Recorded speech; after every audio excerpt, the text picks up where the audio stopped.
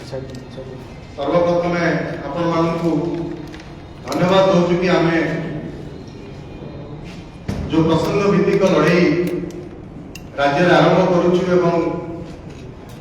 ओडिया ओडिशा अस्मितार लड़ाई आरंभ करुचु आपण माने हमकु सहयोग करुचु सेति पई प्रदेश कांग्रेस कमिटी सभापति तरफ आपण को कृतज्ञता ज्ञापन करुचु। आज एक गुरुत्वपूर्ण प्रसंग रे प्रदेश कांग्रेस कमिटी ए प्रेस वार्ता डाकिछि एवं आम सहित उपस्थित अछंती अखिल भारतीय कांग्रेस कमिटी रो मुखपात्र जनाशुना चेहरा देशर श्री आलोक शर्मा महोदय एवं आम सहित उपस्थित अछंती राज्य कांग्रेस रो वरिष्ठ नेता अखिल भारतीय कांग्रेस कमिटी रो संपादक पूर्वतन मंत्री श्रीयुक्त शरद राउत महोदय एवं आम मुखपात्र मनोरंजन दास महोदय एवं श्री शतपथी महोदय प्रशांत शतपथी महोदय मु वर्तमान जो गुरुत्वपूर्ण प्रसंग आज प्रेस वार्ता मुझे संबोधन करने श्री आलोक शर्मा महोदय को अनुरोध करुच्ची। मैं आलोक शर्मा जी को अनुरोध करता हूं कि आज की इस प्रेस वार्ता को संबोधित करें। बहुत बहुत धन्यवाद।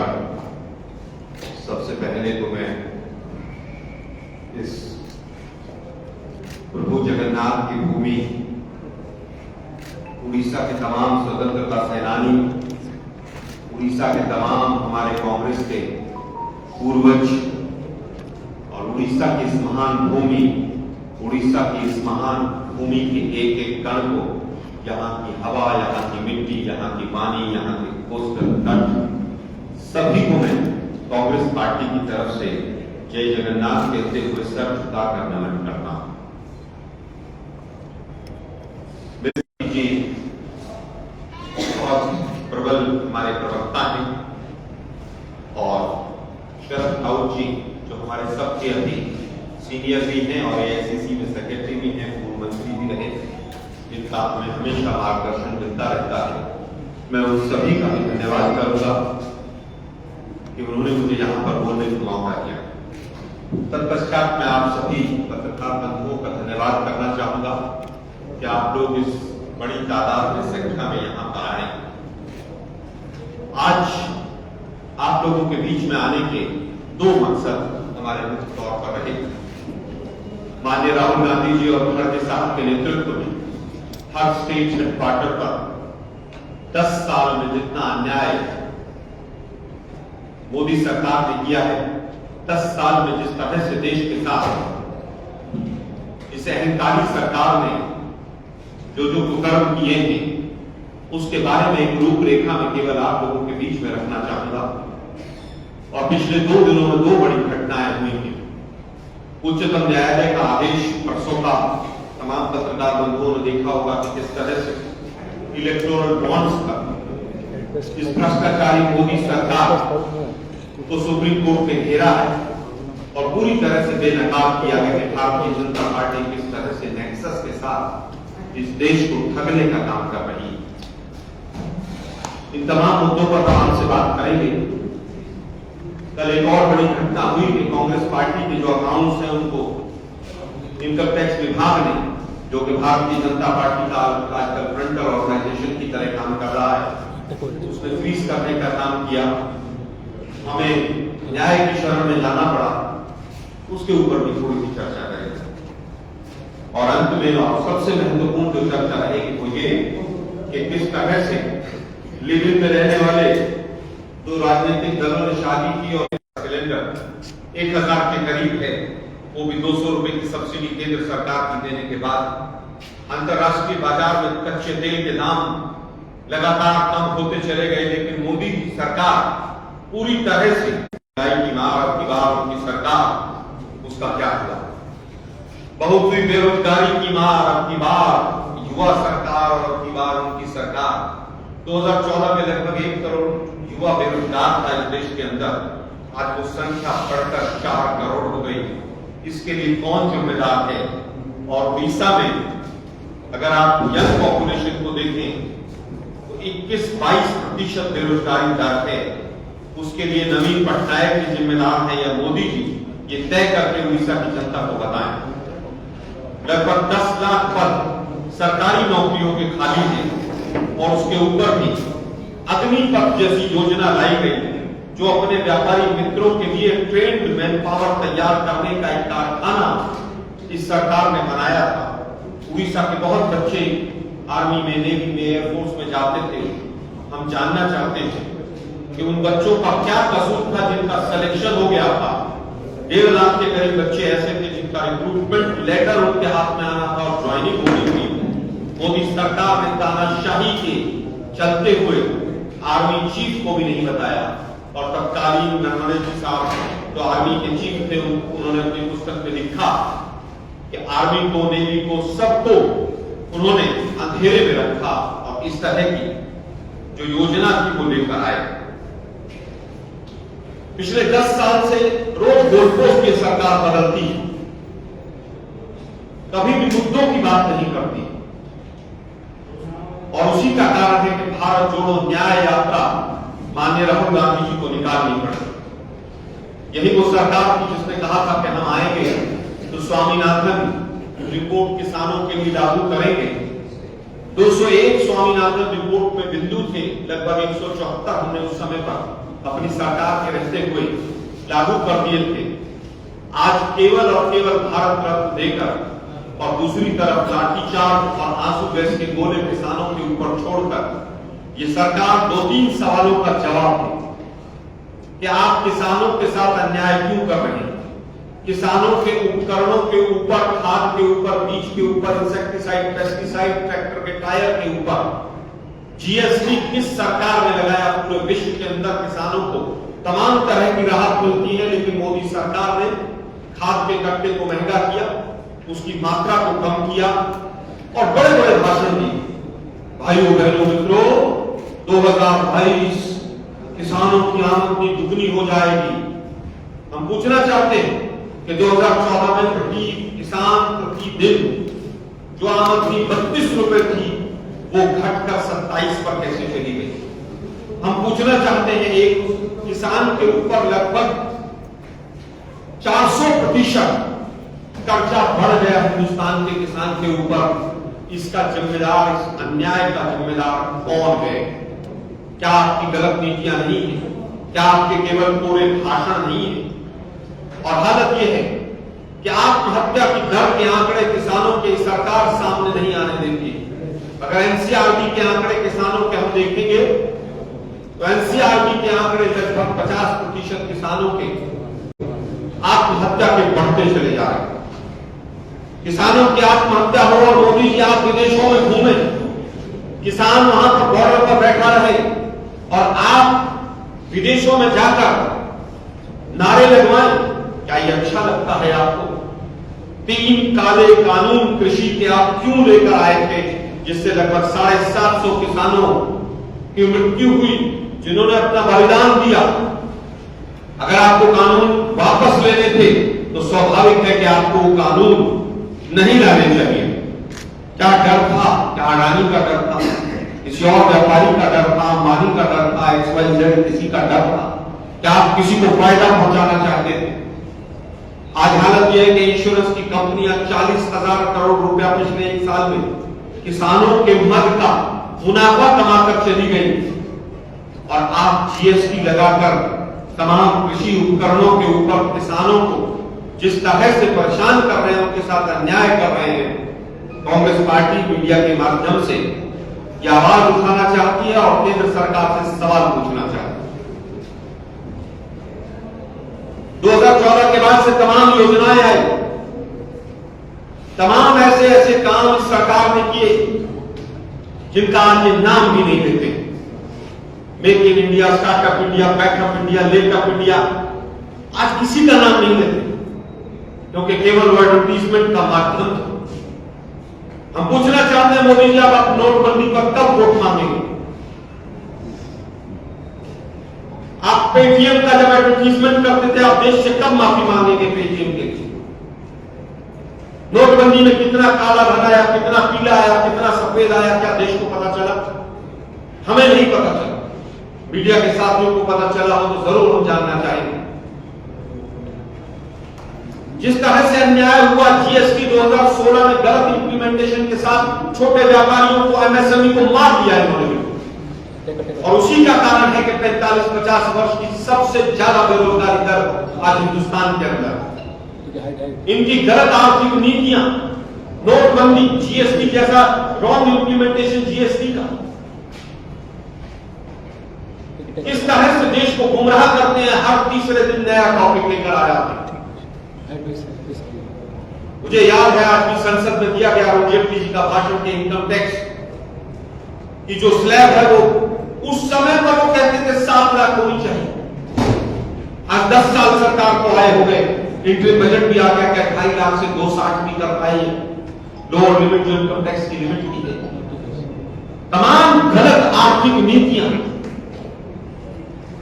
लगभग 15 लाख करोड़ रुपया अपने व्यापारी मित्रों का जो कर्जा था वो माफ करवा दिया इस सरकार। 21 लाख से ज्यादा व्यापारी लोग पासपोर्ट सरेंडर करके हिंदुस्तान छोड़कर चले गए। इनकी जो टैक्स की पॉलिसीज है, इस तरह से इन्होंने टैक्स लगा लगा के चूसा है सब।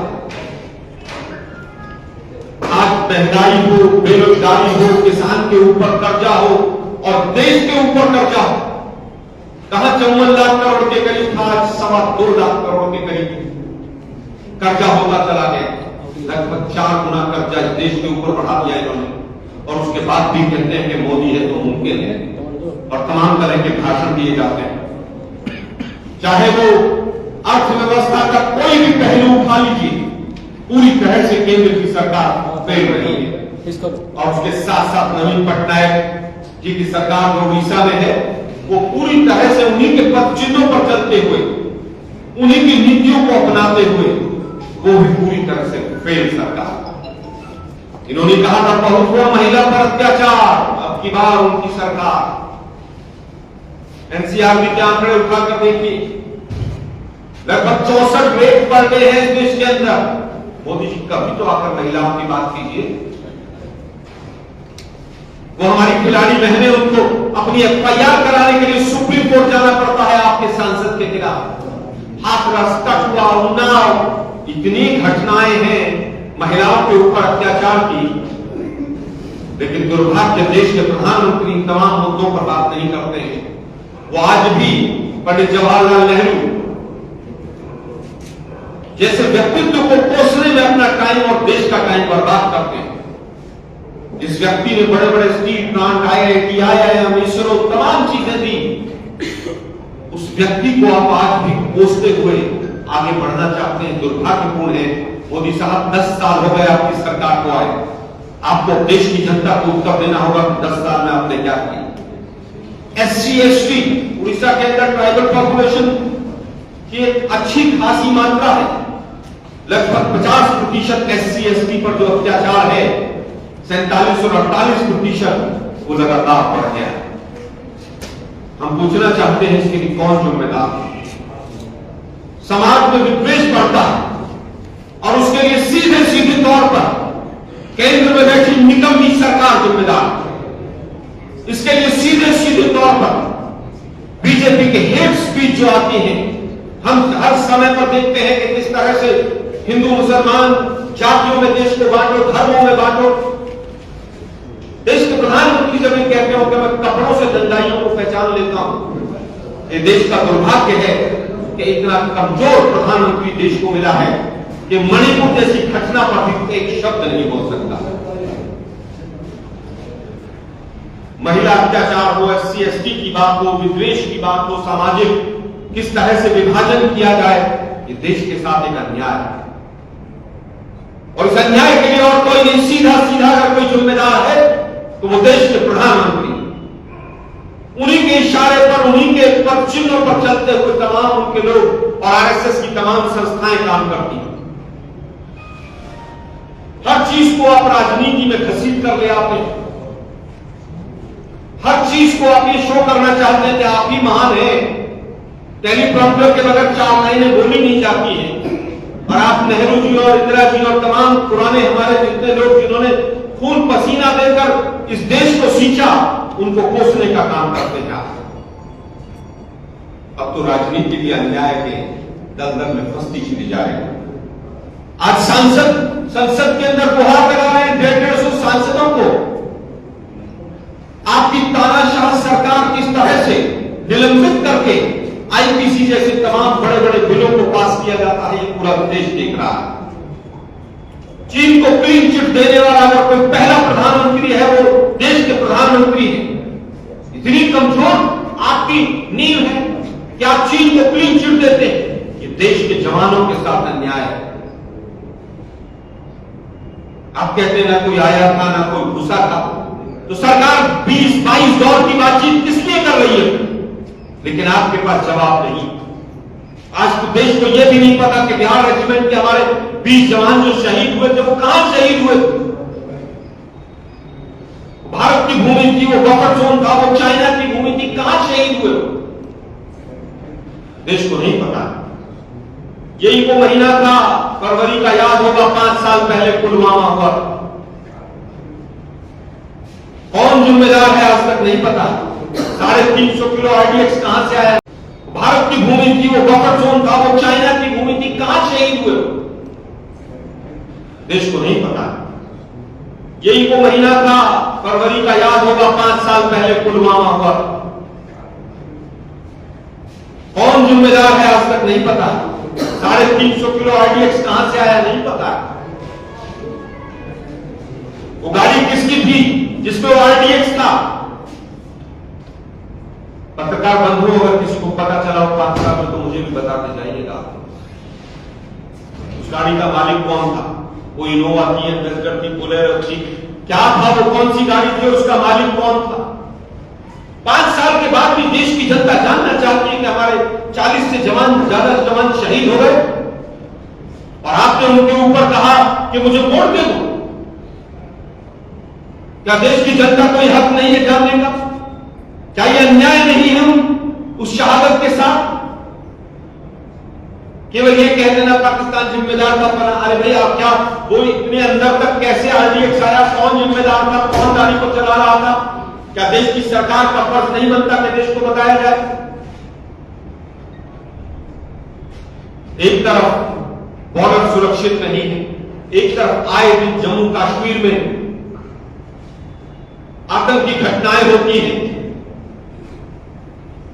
एक तरफ किस तरह से आप लोगों ने 10 साल क्या, 20 साल क्या, 30 साल क्या कश्मीरी पंडितों के नाम पर वोट मांगे। हम पूछना चाहते हैं 10 साल आपकी सरकार को हो गई, इस निकम्मी सरकार ने कितने कश्मीरी पंडितों को वापस विस्थापित किया? जिस समय पर घटना घटी उस समय भी आप सरकार में थे और आज भी आप सरकार में। क्या ये कश्मीरी पंडितों के साथ अन्याय नहीं है? क्या आपने दशकों तक उनके नाम पर वोट मांगा और उनके लिए एक कदम आप नहीं चले? हमने जम्मू से लेकर दिल्ली तक उनको मकान दिए, नौकरियां दी, रिजर्वेशन दिए, उनके बच्चों को पढ़ाया। दुखद घटना की जो हुई इसमें कोई दो राय नहीं, लेकिन आपने केवल वोट मांगने का काम किया। आज हालत यह है कि राजनीतिक अन्याय चल रहा है और उस अन्याय में सबसे बड़ा अन्याय है कि तमाम जांच एजेंसियां आपने अपनी मुट्ठी में कर ली। ईडी हो, सीबीआई हो, ऐसे हो गए हैं जैसे भारतीय जनता पार्टी के ऑफिस के कार्यालय के वार्ड बॉय। जब कह दिया जाए चाय ले आओ तो चाय ले आए, जब कह दिया जाए पानी ले आओ तो पानी ले आए।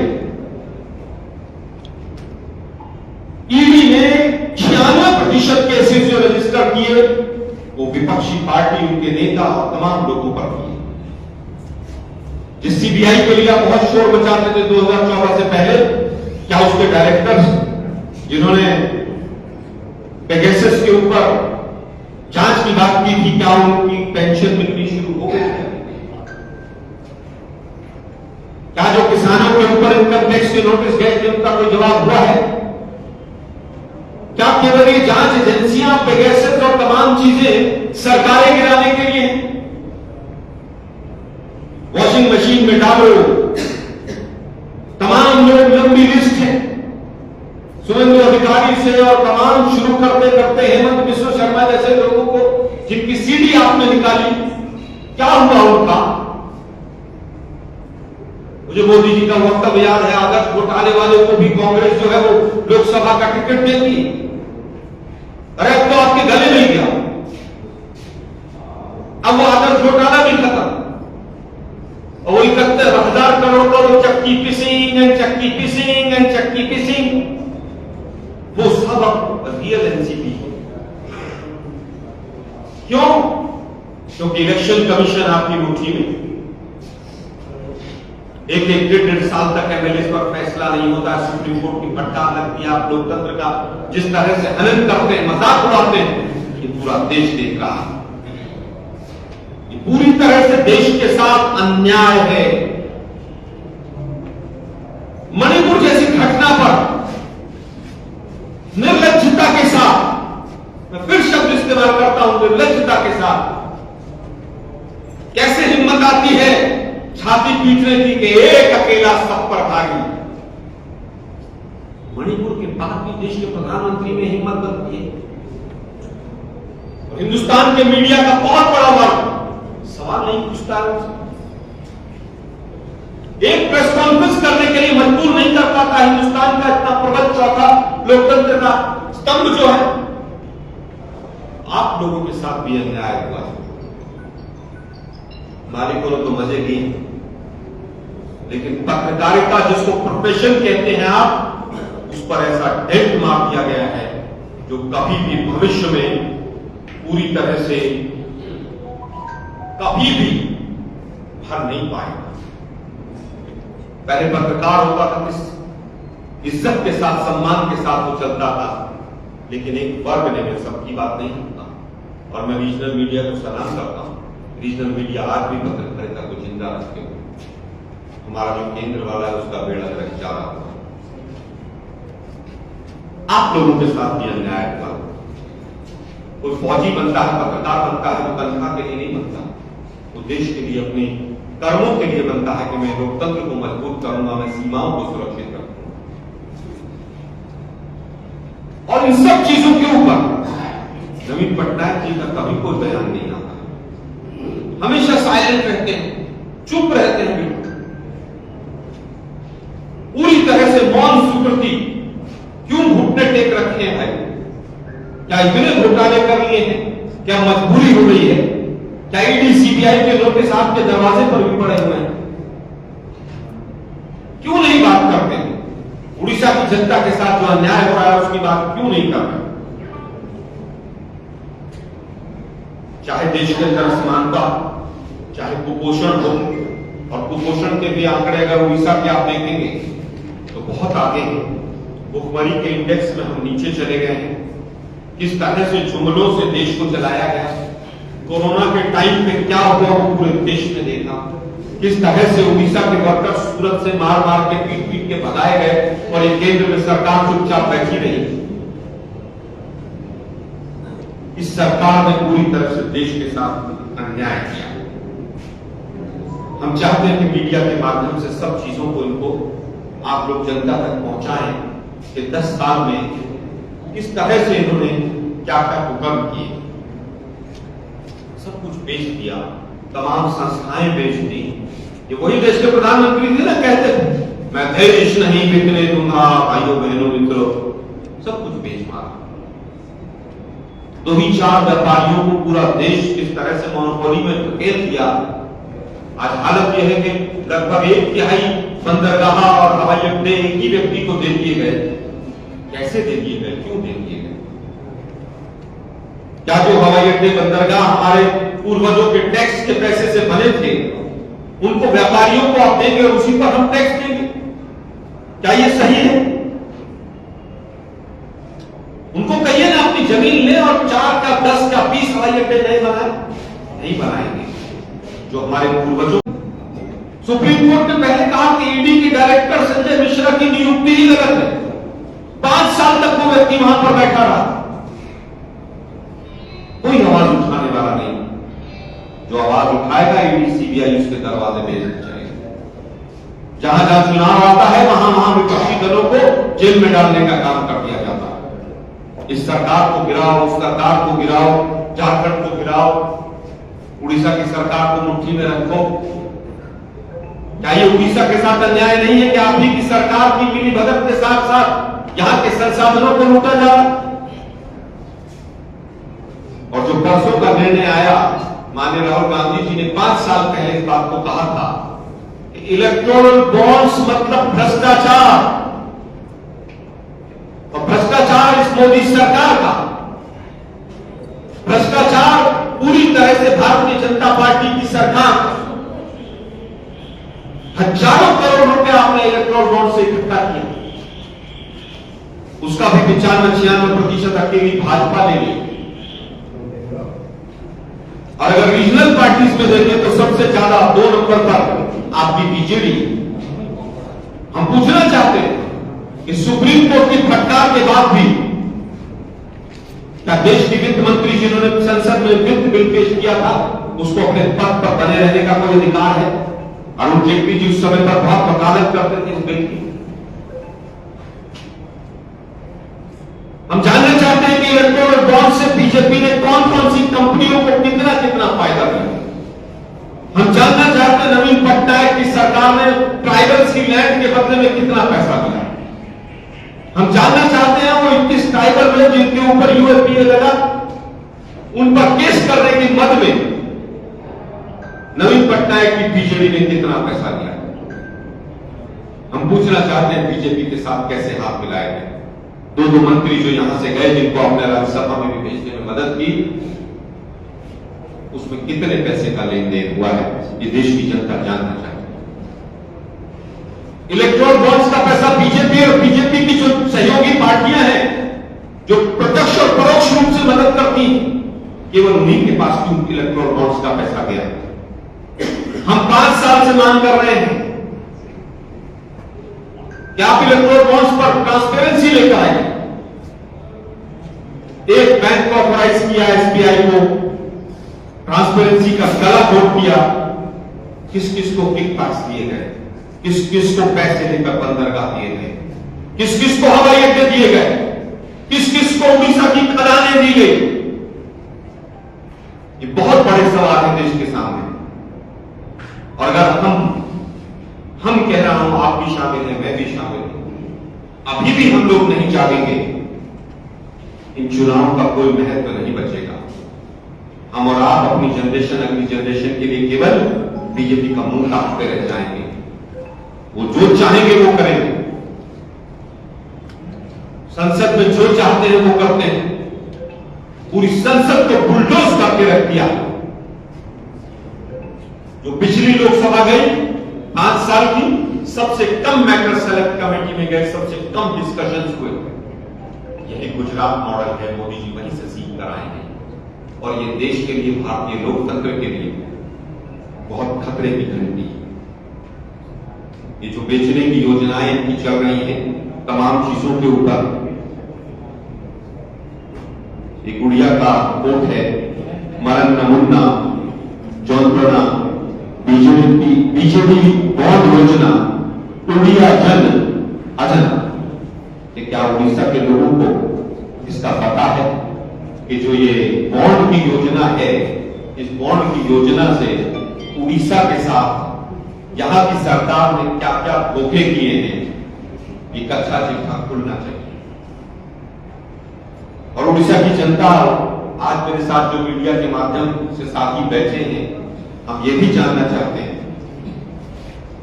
कि कहीं ऑर्डिनेंस तो नहीं आ जाएगा अगले 10-5 दिन में, जब तक उसको सबको वेबसाइट पर सुप्रीम कोर्ट ने डालने के लिए कहा है। अगर ऑर्डिनेंस लेकर आती है केंद्र सरकार तो इससे बढ़कर देश के साथ कोई धोखा नहीं हो सकता है। जो देश का प्रधानमंत्री भ्रष्टाचार से लड़ने की बात करता हूं, न पुलवामा पर जवाब दूंगा, न पीएम केयर्स फंड पर जवाब दूंगा, मैं पेगासस की जांच कराऊंगा, और बॉन्ड के पैसे से मैं 50-50 खोखों से एमएलए खरीदूंगा। आज उनको बेनकाब करने का समय आ गया। आप सरकार बनाते हैं, वोट देते हैं, नहीं देते हैं, एमएलए को इधर से उधर ले जाना, सरकारों को गिरा देना, गवर्नर का दुरुपयोग करना, ईडी सीबीआई लगाकर बिहार की सरकार को पलट देना, ये देश के साथ बहुत बड़ा अन्याय है। और अगर हम अभी भी आवाज नहीं उठाएंगे, उड़ीसा जैसा प्रदेश जहां के लोग बहुत सीधे हैं, उनका बहुत ज्यादा बड़ा अहित होगा, नुकसान होगा। आज की हमारी जो प्रेस वार्ता थी उसमें मुख्य बिंदु यही थे। और उसके बाद देखिए बेशर्मी की हद कि परसों सुप्रीम कोर्ट का निर्णय आता है और परसों ही कांग्रेस पार्टी के अकाउंट्स को फ्रीज कर दिया जाता है। हमें कल सुबह ही कोर्ट जाना पड़ता है। मतलब हर तरह से लोकतंत्र का गला तोड़ दिया जाए, ये सरकार वो काम कर रही है। उड़ीसा में बीजेपी और बीजेडी दोनों के हाथ मिले हुए हैं, दोनों एक दूसरे को मदद करते हैं, दोनों भ्रष्टाचार में आतंक डूबे हुए हैं।